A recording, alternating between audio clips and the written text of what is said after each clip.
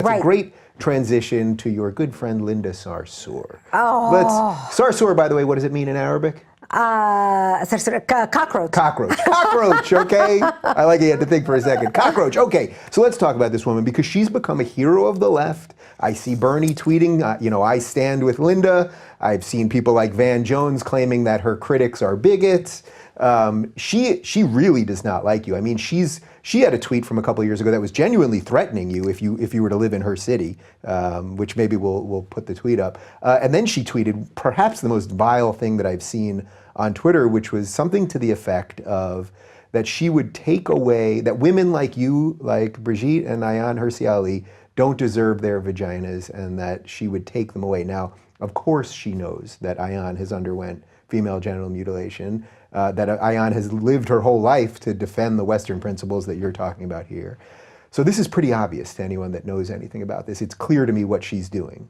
She does not care about these women's organizations, and yet she's lauded as a hero of the women's rights movement while they're out there in vagina hats. What is going on here?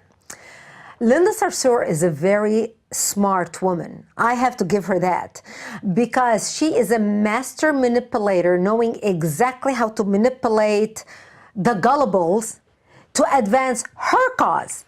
Linda Sarsour wants Sharia law, if it was up to her, to be the law of the land in the United States. As a matter of fact, she tweeted many times about how wonderful Sharia law is, how lucky women in Saudi Arabia to live under Sharia law just because they have maternity leave much better than us. Did you see the response from the Israeli ambassador or something like that? know. It was brilliant. She said something about how, well, under Sharia law in Saudi Arabia, they have 3 months maternity leave. The Israeli ambassador wrote back, he said, well, our women have 4 months and they can drive. I like that. Yeah, I like that. Good. Yeah. But what she doesn't mention is that these women in Saudi Arabia, they may have maternity leave, but were they impregnated by consensual sex, or were they raped by their husbands? Mm-hmm. Were they beaten into having sex by their husband? Were they, this is where the touchy subject that Americans don't feel comfortable talking about even on television or radio or anywhere. I think we can be more open even talking on the internet, because this is an internet show where we can actually talk about,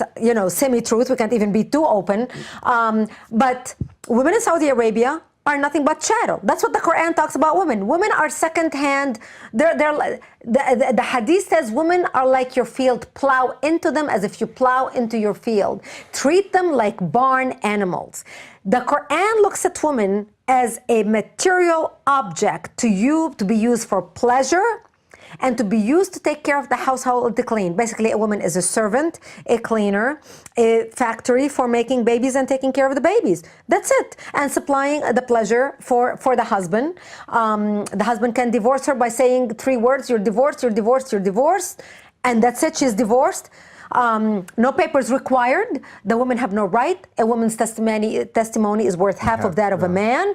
So this is the type of world that Linda Sarsour wants women in the United States to live under. But the gullible women's movement in the United States, who came out, they hate the conservative movement so much because the conservative movement is shining a light on what Islam is all about. And because they have gone out of their way to defend everything on the left and the Islamic agenda, that in order for them to start even looking at what Sharia law is and how women are treated, would basically make them liars, with egg on their face that they have fought actually to protect these rights, so they just ignore it completely. They don't talk about it. So when you see at the Women's March these women wearing the hijab, or that picture of the girl in the niqab, in an American flag niqab, which I've mentioned this before. I was in West Hollywood a couple weeks ago, which is quite literally the gayest place on earth. And there was a bunch of gay guys that sell mannequins, and they were all naked except the one they had dressed was the niqab. And I thought, you guys, you're in the gayest place on earth, the freest place on earth, to do whatever you want with your life, and you're fetishizing something that would undermine your entire life, if not destroy your entire life. Oh my gosh. So when you see the hijab at the Women's March and all that, and knowing what you came from, it must absolutely enrage you. Oh, it's very sad. It saddens me because when I see what the American public is trying to sell our daughters and our future generations as acceptable without recognizing the ramification of it. Because Americans are not seeing the ramification. When you start seeing hijab popping into a community, that's a sign of radicalization. That's not a sign of progressiveness. It's a sign of going backward. That's actually the first sign of a radicalization of a community, because that means they're becoming more devout, more following the Quran to the letter, oppressing women. A woman in a hijab means you are shameful to look at, you are dirty to look at, therefore you need to be covered because you are a walking sin. So if I am tempted to look at you or to rape you, you made me rape you because you made me see your ankle because it flashed a little bit under the hijab, and therefore you deserve to be raped, or you deserve to be beaten, or you deserve to be abused. What message are we sending our daughters? Yeah. So you basically think that there's malicious intent with Sarsour herself, but basically the other groups, the gay groups and the women's groups and these other progressive groups, they just don't know what they're doing. Basically. They don't know what they're doing. I would assume some of them do have bad intentions, I think, but I would argue that most of them just don't even understand this alliance that ultimately will eat itself. You can't say you're for Muslims and for gay people if those people have competing things. Now, I would hope that most of them would forget any of their prejudices and just live together. But the idea of we're for this group and this group, it throws out all of the individuals. Right. Like we've got to be able to look at the problem we are facing as a society. We all came to America. America is a melting pot. We all came from all over the world. We came here because we loved everything America stands for. You know, I may disagree with this person passionately. I may disagree with Linda Sarsour passionately. But I will fight to the death to make sure that she has the right to say what she needs to say. Even though it makes my skin crawl, she has the right to do that. And look at me, I can't even speak on college campuses. I mean, the last college campus I spoke at was the University of Detroit at Ann Arbor. I had to have 9 security officers and a K-9 unit to sniff the auditorium for bombs an hour before I spoke. Yeah. And that's from an American university. All right, you want to find a university we can go to together? Let's find one we can go to together and just see what happens. I would love, can you imagine you and I on the road as a team, a conservative national security expert, and you as a gay conservative on national security? People, don't expect people like us to come out and stand for what we believe in, and that is the protection of our country. That's what we care about. People are welcome to come here, pray to whatever God they want, build whatever house of worship they want. We are all for that. Our Constitution gives them the right to do that. I don't care what rocks you believe in, as long as you don't throw those rocks at me wanting to kill me. You know? That's what America's all about. So we need to shine a light on the problems, and we need our people, all Americans, to develop the backbone to start saying, let's step back and look at the problem that's threatening all of us. Under Sharia law, gays are thrown off of buildings. Women are stoned to death. Women are whipped. If they are seen kissing a man, or if they are impregnated out of wedlock, or whatever the case may be, women are forced to marry. Women are allowed to be raped, and even in their marriages. Is this really what we want in our society? A woman can be raped and she needs 4 witnesses to basically, for the judge to agree with her that she actually was raped, 4 male witnesses. And by the way, we are seeing this leak into Western society. Just in the last couple of weeks, there's been a bunch of stories about, for the first time, people are being arrested because of FGM. Here in the United States. That's right. Yeah. That's but right. On the protest front, now protest in and of itself is fine, but how is this all connected to what's happening with the left, like this need to silence everybody, so that for someone like you to not be able to go to a college campus? What is that? I mean, that must, for you, knowing from where you came, has got to be a pretty scary thought. It is a scary thought because I value freedom, because I come from tyranny. I know what it's like to be muzzled and not be able to say what you need to say lest you be killed. Where I come from, any country in the Middle East, I don't care how liberal it is, Jordan, Egypt. So I'm going to give you the top 2 liberal countries in the Middle East, Jordan and Egypt. If you say anything against the king, or you demonstrate against the king, or you don't agree with something against whatever leader, you are literally rounded on the street corner and thrown in jail. period. Your family will never hear from you again. You are tortured, you are beaten, you are raped, you are sodomized, whatever it is. Nobody will come to your aid. And that's Jordan and Egypt. Yeah. So I understand how valuable it is to be able to come together and demonstrate and protest and express our opinion freely. And we are losing that in our country. And the irony is, we are losing that because the left, who supposedly stands for tolerance and multiculturalism and open-mindedness and fairness, are muzzling our speech to be able to say what we need to say and let people decide for themselves. Right, because your story should be a story that the left would love, because you are dark-skinned. Yeah. You've come from oppression. You now are, you're a feminist in that you are, I don't know if you consider yourself a... I am a feminist. Yeah, yeah. Absolutely. Right, so I was going to say, you're a woman, you're for yourself and for other women. Okay. Yeah. But all of those things, they should love your story. And by the way, what you're saying about Jordan, we just did a fan show where I interviewed 20 people from all over the world, and I interviewed a bisexual guy in Jordan who was happy to show his face. He said there are gay bars there, and he said the one thing that you can't, he said he's not, fully out like that. Yeah, they but he can't said be that the out. real risk is that it's not that you would say something about the government, it's that you'd say something about the monarchy, which is exactly what you just said. Yeah. So I'm illustrating that just because to those are the say governments. that you're not exaggerating here. You're making the point. Yeah. No, I mean, and those are the government. Yeah. When you look at the Middle East, you can identify, I mean, now things are changing, but back up until 10 years ago, when you look at the Middle East, you're looking at tribes with flags. Those countries, what we call countries, it's tribes with flags. You can identify every country by one royal family or one dictator. Saudi Arabia, the royal family. Jordan, the royal family. Syria, Assad. Iraq used to be Saddam Hussein. I mean, Egypt, Mubarak. Before him was Sadat. I mean, literally, every country by one royal family, which is basically the government.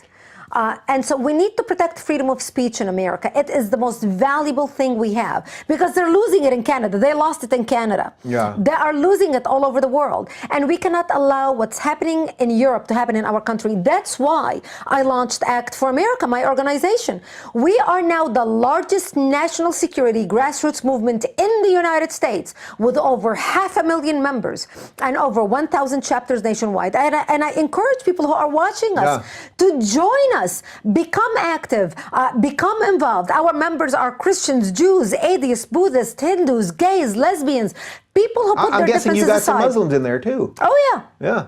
Absolutely, and we have moderate Muslims speak at our national conference every year. Of course, the left never covers that, Right. But we are people who are bringing Americans together, and we're having a march on June 10th coming up. It's a march against Sharia, hashtag March Against Sharia, and we already have 17 cities scheduled to have this march, and we haven't even announced it. Actually, this is the first place I speak about it. Great. And we want people, because it coincides with the shooting at the Orlando against the gay club.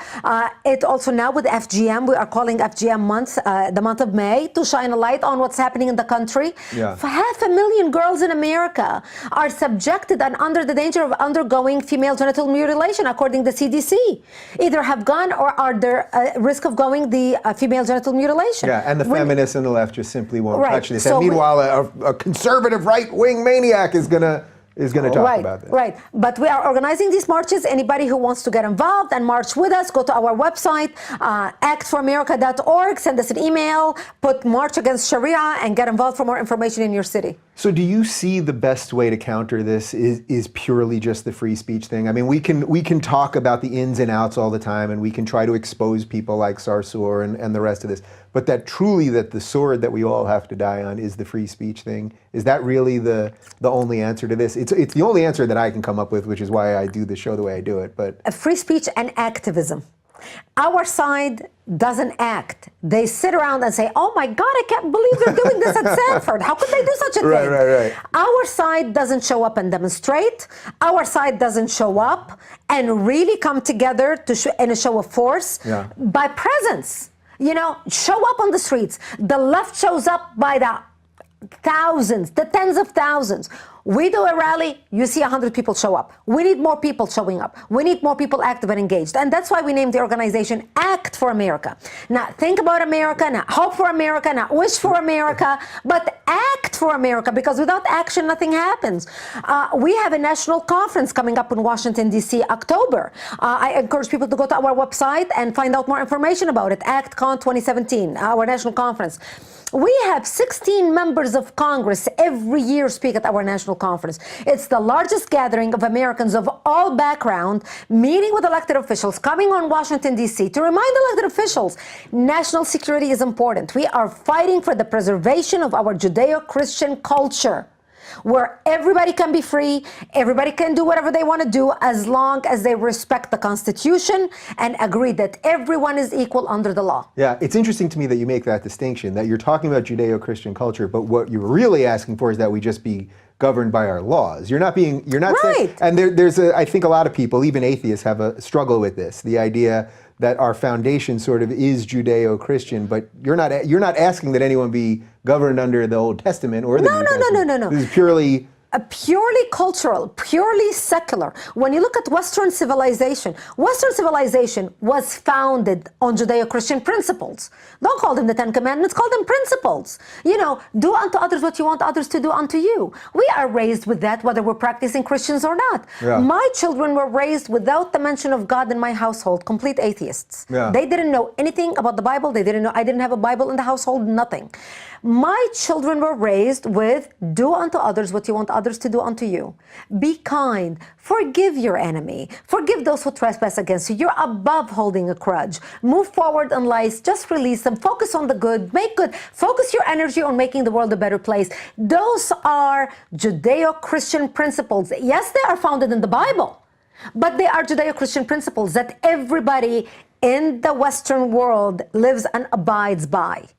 And we are truly facing a clash of cultures right now. Yeah, so speaking of that clash of cultures, I thought I'd do you a little favor here, because when I was doing research about you, if I look at your Wikipedia, not that I don't trust anyone's Wikipedia, but there is this constant theme that you're somehow anti-Muslim, that you're an anti-Muslim bigot or something to that effect. So I thought I would give you the chance to say something about Muslim people. I know you make the distinction between Islam as a set of ideas, you've already briefly mentioned this, and the people. But if you say something publicly, maybe we can counter a little of the Wikipedia, because I don't sense bigotry from you. I sense someone that's fighting for values consistently, whether the bad ideas were coming from Jews or Christians or wherever else. No. So let's clean it up and see if someone puts this on Wikipedia. Wikipedia, anybody can say anything they want on Wikipedia. Yeah. So never ever believe Wikipedia because it's a bunch of lies. We talk to them, we try to change the profile, they will go back immediately, some leftists, and they will change it back to whatever they want to frame. See, they're trying to frame people like you and me in a certain way. This is the war of ideas right now, and they are trying to smear our reputation by coming up with their own language. I am not anti-Muslim. I am anti-ideology that wants to kill free people and subjugate them in the name, right now, in the name of the Islamic religion. I would fight with the same passion if crazy Christians were trying to do that, or crazy Jews were trying to do that, or whatever crazy religion is trying to do that. I am for the human spirit and the individuality of the human spirit. I am the perfect example of a woman who was raised in a bomb shelter, a feminist who came to America, is living the American dream, started her own business. I am all I can be as a person and trying to be better and trying to make the world a better place. I love people. There are Muslims in this world who do not want to have anything to do with the radicals, do not want to kill anybody, have never even read the Quran. And I'll give you this, I'll tell you this. My daughter just had a baby. My daughter named her baby Lila, after her Muslim best friend. So my granddaughter is named after her Muslim best friend who was with us on Easter Sunday just a couple weeks ago, baptizing my grandchild, and who is from Pakistan. So you tell me, am I a racist who hates all Muslims? Right. Which is absolute nonsense. Yeah. But this is how the left is attacking us. The best thing we can do is move forward, doing what we do, work with moderate Muslims who love the West as much as we do, who love our values as much as we do, who love our culture as much as we do, and work together to defend our culture against the radicals who want to kill us all. Yeah. Do you think that there's something particularly perverse with the left now? Like for someone like me that's kind of only in this for the last couple of years, and I used to be a progressive, and then I saw what was going on. Does it seem worse to you now, or am I just kind of new to this over the last couple of years? Like 10 years ago, do you think it was this bad, or just that the plans maybe hadn't kind of kicked in yet? It was bad, but it has gotten worse. Because it was bad, but it was not this violent. And maybe because they had Obama in office, and so they didn't realize it because people on the right on this specific issue, I'm not going to go out and smash windows and break windows because I don't disagree with the speaker.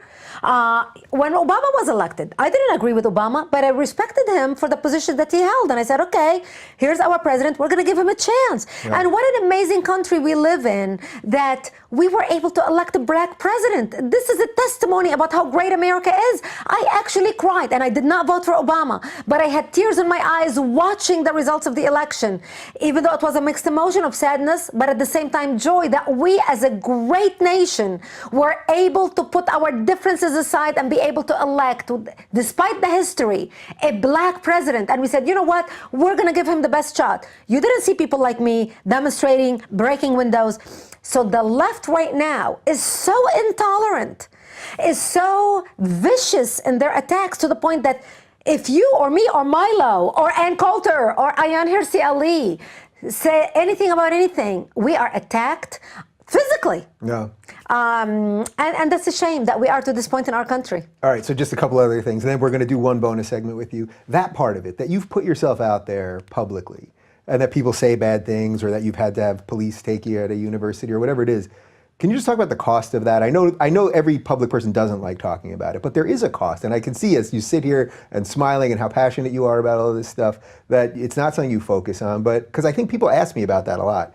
You know, like, what about putting yourself out there? People are afraid to do it. But my feeling is we need more people. I don't think I'm anyone special. I'm one guy that's doing something that I believe in. But for you, just the cost of the hate.